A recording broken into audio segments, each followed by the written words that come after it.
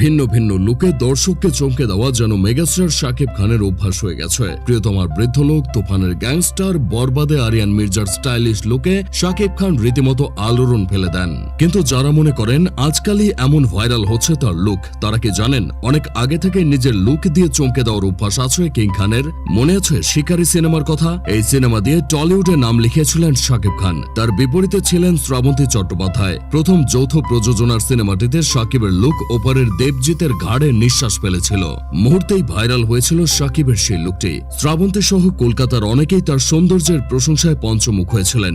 নবাব LLB সিনেমায়ও Shakib ছিলেন দেখার মতো। সিনেমাটি নিয়ে দর্শকের মধ্যে উন্মাদনা জাগার অন্যতম কারণ ছিল কিং খানের লুক। পরিচালক ছিলেন অনন্য মামুন। শাকিবের বিপরীতে অভিনয় করেছিলেন মাহিয়া মাহি। এছাড়াও ছিলেন অর্চিতা স্পর্শিয়া। বীর সিনেমায় একেবারেই গতানুগতিকতার বাইরে উপস্থাপন করা হয়েছিল শাকিব খানকে। ছিল না স্টারডমের ব্যাপারটি। অনেকটা কেজিএফ এর মতো এই সিনেমার লুক সামাজিক মাধ্যমে লিক হতেই রীতিমতো আলোড়ন তৈরি করে। বড় চুল, দাড়ি গোফে দারুণ লেগেছিল কিং খানকে। কাজী হায়াত পরিচালিত এই ছবিতে শাকিবের বিপরীতে ছিলেন শবনম বুবলি। এ সময় সন্তান বীর গর্ভে ছিল বুবলির। সিনেমাটিতে ব্যতিক্রম একটি চরিত্রে দেখা গিয়েছিল কিং খানকে। আর প্রিয়তমার বৃদ্ধ লোক দিয়ে তো রীতিমতো ওলট পালট করে দেন সামাজিক মাধ্যম।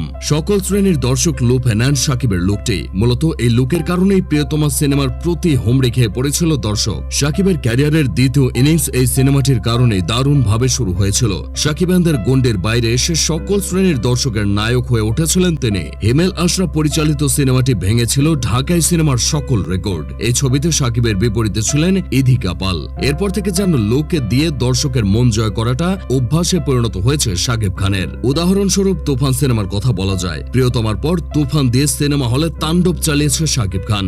গ্যাংস্টারের চরিত্রে দেখা গিয়েছিল তাকে। 90 দশকের গেট আপে দর্শক উন্মাদের মতো লোভে নিয়েছিল শাকিবকে। ওই জায়গা থেকে তুফানের লুককে আরো একটি ভাইরাল লুক বলা যায়। তুফানের আগে মুক্তি পায় শাকিব খানের সিনেমা দরদ। এতেও বেশ কয়েকটি লুকে দেখা যায় তাকে। সিনেমাটি ব্যবসায়িকভাবে তেমন সফল না হলেও ভিন্ন ভিন্ন লুক ও অভিনয় দিয়ে মন জয় করে নিয়েছিলেন শাকিব খান। তুফানের পর বরবাদের কথা কি আর বলবো, এরকম বস লুকে এর আগে শাকিব খানকে দেখা যায়নি। হেয়ার স্টাইল, অর্নামেন্ট, ফ্যাশন সব মিলিয়ে বলিউডের কোনো হিরো মনে হয়েছিল। বরবাদে তার বিপরীতে দেখা গিয়েছিল ইধিকা পালকে। বরবাদের পর তাণ্ডবেও চমক দেখান শাকিব।